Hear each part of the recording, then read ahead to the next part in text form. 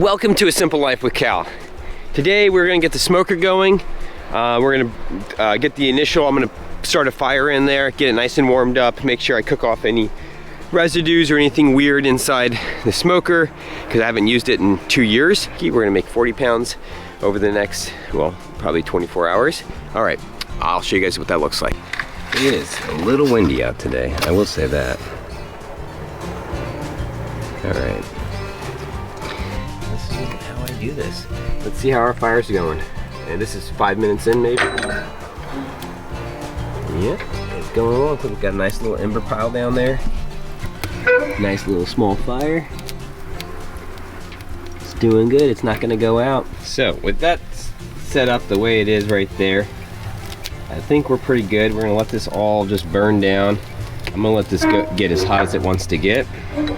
So I wanted to show you the fire, kind of show you where we're at. You know, we got a good pile of embers. That bigger maple log is right there. I rolled it over. So we're in a pretty good spot to start to put some madrone on here and kind of get this to start smoking. See, if I tried to just lay them out like this on those other racks, everything would be draping over, and it just didn't work very well. And the way that we cut this, you get really consistent lengths or thicknesses, is I chilled the meat right above freezing, and then I turned the cooler down for about 2 hours or so to allow it to freeze. It didn't actually freeze the meat. All it did was it got everything cold enough so that way when I ran the meat through a slicer, like a deli slicer, which we have one, it was given to us, it was non-functional when we received it, and I spent a little bit of time working on it, and it's functional now. It just needs some repair to one of the switches. And so, long story short, when I ran this through, I was able to run all my meat through the slicer very easily and get very consistent thicknesses. And we shot for about 1/4 of an inch thick or so. That was the optimal thickness that we were kind of going for, knowing that we get a little thinner, but it would smoke really, really well. Okay, so I put a few more pieces of maple on while I was loading up the trays. Now I'm gonna start loading this up with some madrone and get this, get it locked down and get it going. I think I'm gonna put a couple pieces, a piece of maple on here too. Put it that way. And put a piece of madrone. And that should get us going for a good long while. The smoke smells so good. Oh, I wish we had like smell-o-vision so you could smell it, because it's perfect. All right, well, this is gonna go for a while. I'm not gonna give you an update every hour. I am gonna go get up to Herman's and get some work done up there, because we have a lot of projects, as you guys know. We have a lot of projects we're working on. I'm up here tonight by myself. Sometimes it's just nice to get some alone time. We'll call it teenage years, going into my 20s. Just wake up in the morning and you just know something's wrong. And there's nothing wrong. Nothing was wrong. Just couldn't get this heavy-hearted weight off of me. I couldn't get over this cloud that hovered above my heart. I don't know how else to describe it. It was just a gloom. Now, why am I talking about this right now? Why did this come up? So, Herman the last year has been pretty hard on Herman. And I would say part of that is the fact that he no longer owns his property. The fact that as he calls them, his running gears, his knees are in really bad shape, and he's too old to get any surgery, and I don't think he would get the surgery even if he could get it. But it's been really, really hard on him. I mean, really hard on him. And so I had been thinking about how I could try to get him to come around. How could I get him to break this funk that was kind of just hovering above him? Because I know it takes something. You have to do something. You can't just continue to do what you've been doing and expect a different result. I'm pretty sure that's the definition of insanity, as my dad always would say. And so what I ended up doing is I'd been planning this for about, I don't know, 3 or 4 weeks. I've been trying to figure out if it was possible to do this.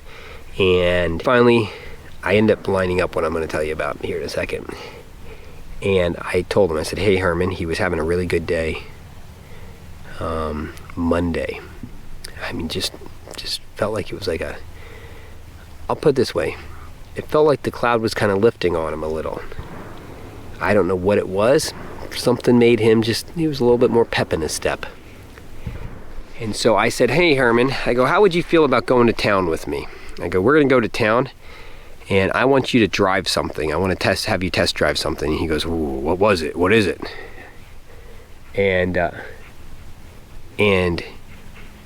I told him it was a little side-by-side mule that he could help him get around the property.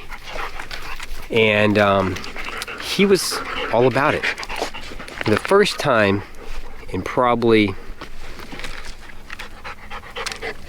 a year, he started vocally talking about planning. Oh, I'm gonna do that. Well, then I need a rifle so I can go hunting. He's got a rifle, but I gotta get a place to put my rifle. I need an extra box of ammo. Can you get me a box of ammo? I want to put a little chainsaw in the back, and he doesn't run anything that's mixed gas because it's hard on his lungs, and so it needs to be a battery. And he goes, get me one just like the one I have down my cabin. So I have one in my cabin. I have one in the little buggy, and it was amazing. And it was like I was watching a turnover. Was you shooting up here? He just walked all the way up here. I'm not shooting anything. It's your neighbors. Neighbor. It's back over here. Oh shit. He just walked all the way up here, like 300 yards up a hill. All right. So I was like watching him turn a new leaf. Nothing crazy. I'm not gonna say that it was like, some magical moment. What I'm gonna say is it was the culmination of the fact that he was having a good day, and I took that time to go, you know what, now's the time to see if he is going to be receptive of this idea. And I told him it was the whole reason for this is to make sure that he was mobile and he could get around and he could do what he wanted to do on the property. He wasn't always relying on us. And sometimes it gets cold out and he wants to go home and we want to work later. And so this is why I mentioned this to him, because I really wanted him not to have to walk 200 yards up a big old hill to come up to see if I was hunting up here. Because to be honest, if there's anything Herman loves more than farming, it's hunting. So anyways, I figured I'd tell that story, and it really puts in perspective the sensitivity that you should have for the ones around you. Anyways, I'll talk to you guys later. Oh, This is Hunting Stories with Herman. I had the shingles and I went back there and took my rifle on my shoulder, the old Mauser, and So you were sitting back there and you were getting tired and cold? I got cold. I thought, man, I better go home pretty soon. And then comes a deer, came up the trail, and then 2 and then 3, and one of them was a buck. Yeah. And I could look quite a while, about 150 yards or so. And I was sitting there by a tree, and I pressed my rifle against the tree, you know. Yeah. And then the sucker came up, started coming a little closer, and then all at once he was gonna make a left-hand turn down the canyon. Yeah, yeah. I thought, Bolognisch, then I will never, you know. Yeah, yeah. And I dropped him. Right there. I dropped him right there. And then, Which canyon was that? yeah, that was back here. Back here. Back, On your land or the other property? no, that was on the other property. Okay. Below the property line, back here. Okay. Back there. And I dropped him, and it was foggy that day. Foggy as hell. In the morning, you know. It was foggy, and then I went down there. I parted the ways, I dragged him, parted the ways, I carried him, but I got him up. I got him up to where I could get in with the Kubota tractor. Oh, so this wasn't too long ago. Huh? This was in the last 20 years or so. Oh yeah, hell yes. When was this? Probably. Well, this was before they did the before the vineyard was there. Oh yeah. Before the vineyard. Yeah, there was no vineyard there then. Okay. Anyway, and yeah, I went down there, and boy, it was a pretty heavy animal. I dragged him part of the ways, I put him on my shoulder. And you had shingles. I had shingles, and I thought to myself, if I had a bad heart, I would have died right there. Son of a gun, man. And then I got him up. I got him up, and then I could get in there with the Kubota tractor, Yeah, and yeah. then I hooked onto and tracked him home. It was a nice animal. Yeah. It was a Forkhorn. Little Forkhorn. Good size. Yeah, pretty nice one. Yeah. Yeah, that's what I always usually do. Sit by whenever I got a chance. I press the rifle against the tree trunk, and Yeah. then you can hold them steady. Yeah. Yeah, that's what I always did. So far, I think. Let me see. Only one time when I got the elk I was in a tree stand. The rest of the time, I've always just been standing still. Yeah, sure. Yeah. And down there, I got quite a few of them. Heine, you know that oak tree there down there at the Yeah. Heine shot one time. He was back here, right along the edge. He walking along there. He dropped him. The Heine got that one. Yeah, son of Jack. I got quite a few of them. Yeah. I got the other day. I looking through the demo I got in the house. I found a box of 7.7. Oh, okay. You got that rifle in your buggy now? I have the Jap rifle in here. You got that? You want the box ammo with it? No, it's okay. It's got. If I need more than 4 shots, I'll come down and get them from you, and then come back up and finish the animal. That motor, yeah, 4 shots don't do it. 5 don't help either. When I shot the big elk, I had 4 shots in it, and first I laid my rifle across that old oak tree, and I fired with 2 shots right behind the front legs, and then 2 shots, and then that sucker got up and took off, you know. Then I gave him 2 more, and then I was out of shells, and he was still going, and then he stopped.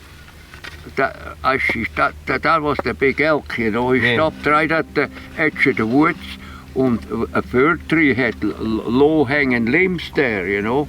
I took some of them limbs and covered them over, and you know that shitting airplane I saw before was around that night. Yeah. And the last pass that airplane made was right smack over me, but I had him covered already by then. I had limbs over him already. And then all I had to do is I got them out, and then I went home and got all the kids helping me. Yeah. You had a tag for that one, right? Yeah. Yeah. Okay. Okay, well, it's getting late here. Well, it's not too late. That's 7 o'clock. Sun is setting. It is an absolute beautiful night. And you know, I have to say, I don't know if there's been many nights that aren't beautiful. I mean, I guess maybe when we get into some of the rainy seasons, it can be a little dreary. But man, I love it out here. There's something about being connected to creation, like on a daily basis. And it doesn't mean that you need land for that. Just looking at what we have and realizing that we take so much of it for granted.